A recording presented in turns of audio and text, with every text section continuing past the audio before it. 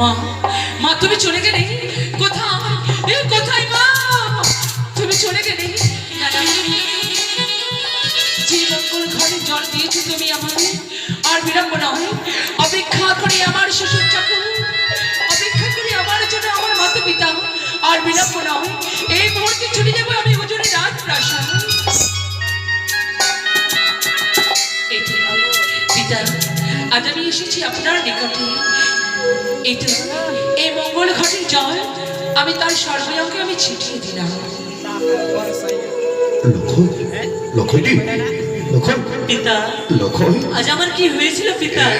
এমন কিছু হয়নি লক্ষণ। আজ কেন আমি ছাত্র দলে ঘুমিয়ে পড়েছি পিতা? এ তোমার মনে রেখো লক্ষণ।